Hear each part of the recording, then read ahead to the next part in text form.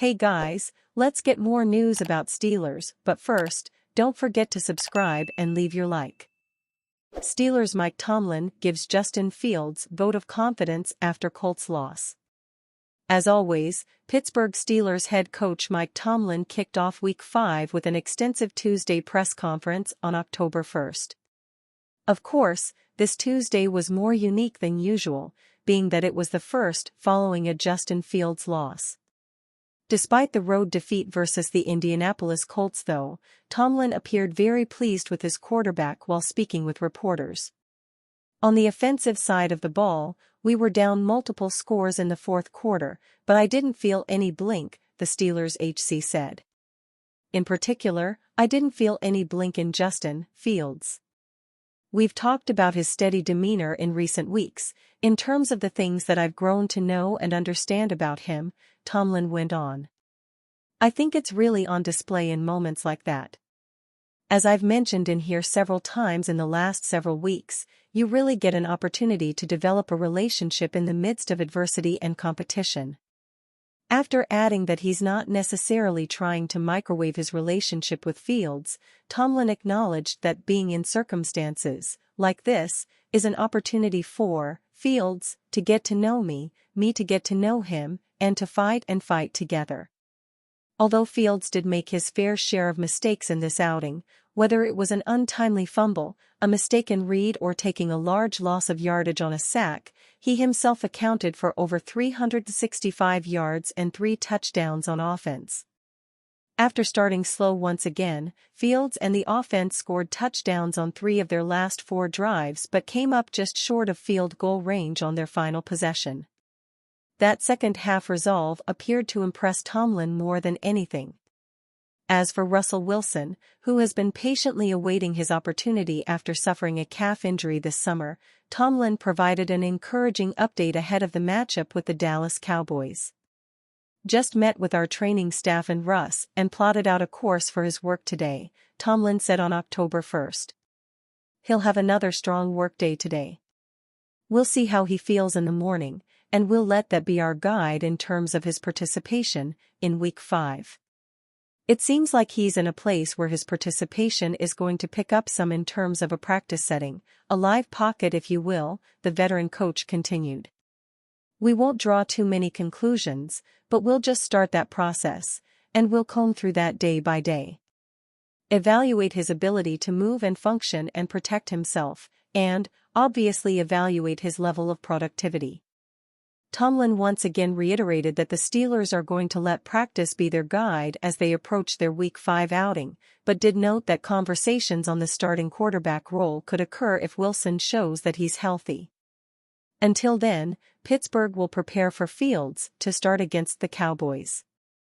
During the Q&A portion of the October 1st press conference, Tomlin also confirmed that Fields is beginning to prove that he can be the long-term answer at quarterback. There are some components of his football and competitive personality that are really likable, but I just think when you're in those moments and you get an opportunity to show who you are in those moments, there's less speculation, the Steelers HC responded to a reporter. He also added that Fields solidified and verified a few traits that Tomlin believed he had, but had not truly seen in action until now. Tomlin did admit that his starting quarterback's mobility and ability to escape pressure could weigh into future QB decisions, considering the injuries on the offensive line, but concluded that this factor will be case by case depending on their opponent. Steelers work out 8 players Tuesday. The Steelers worked out 8 players on Tuesday, per NFL insider Aaron Wilson. Those players were wide receivers Josh Allen, Andy Isabella, and Kyle Sheets, edge rushers Aku Leota and Zeke Vandenberg, and linebackers Evandy Rigby, Thomas Rush, and Craig Young. The Steelers ended up signing Leota to their practice squad. Ollie went undrafted in 2022 out of Kentucky, signing with the Atlanta Falcons. The 6 feet 0 inches, 200-pound receiver has appeared in 2 career NFL games, without a catch. In his final collegiate season, he recorded 41 catches for 601 receiving yards and 4 total touchdowns. Isabella might be a familiar name to some. He was a popular name in the 2019 NFL Draft, with 102 catches for 1,698 receiving yards and 14 total touchdowns in his final year at UMass. More impressively, the 5 feet 9 inches, 188-pound wide receiver ran a blazing 4.31-second 40-yard dash at the Combine. Isabella was drafted in the second round by the Arizona Cardinals in 2019. However, he failed to ever become a consistent contributor at the NFL level, with his best year coming in 2020 with just 224 receiving yards.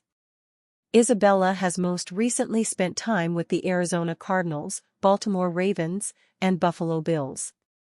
He hasn't recorded a catch since 2022, but still has 43 NFL games played under his belt.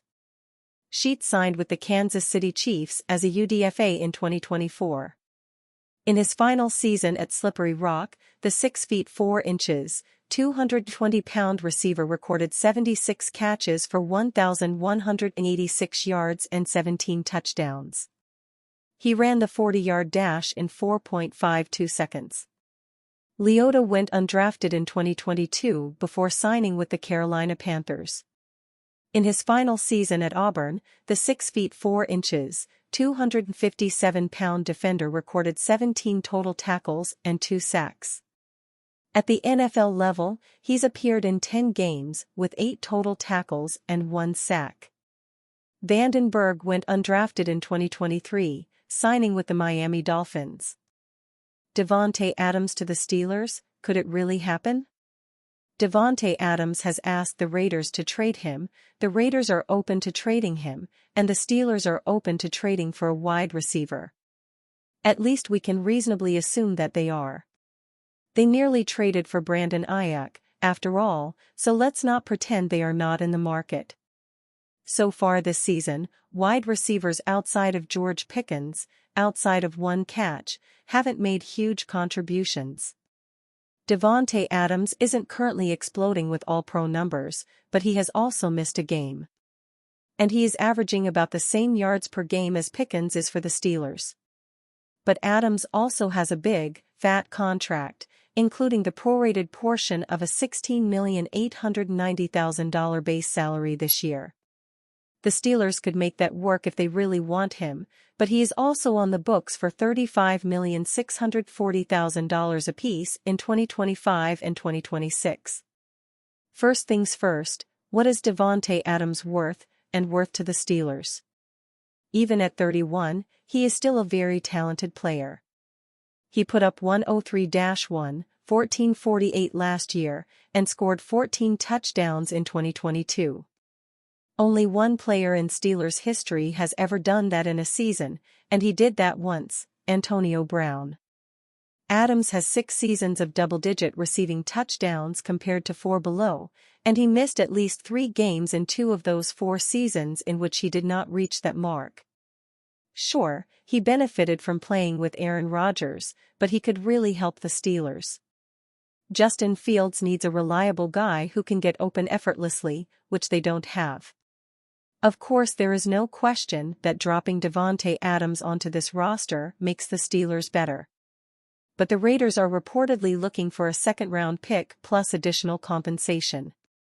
They're not getting that, but how far are they willing to diverge from that? They will loosen their demands as the trade deadline approaches, I'm sure, and that's when the Steelers pick up the phone. If the Steelers were to pursue Adams in a trade, it's hard to see them viewing it as a long-term pact, and not just because of his age, soon to be 32. His upcoming salaries are just too high for a player on the downside of his career. Perhaps he could agree to lower his 2025 charge in the event that they are open to it. But they went after Ayuk because he would have been their future, still young and early in his career. That's not the case here with Adams, and the Steelers and any other interested party know that. And you, fan? What do you think of the situation of Davante Adams? Leave your opinion in the comments.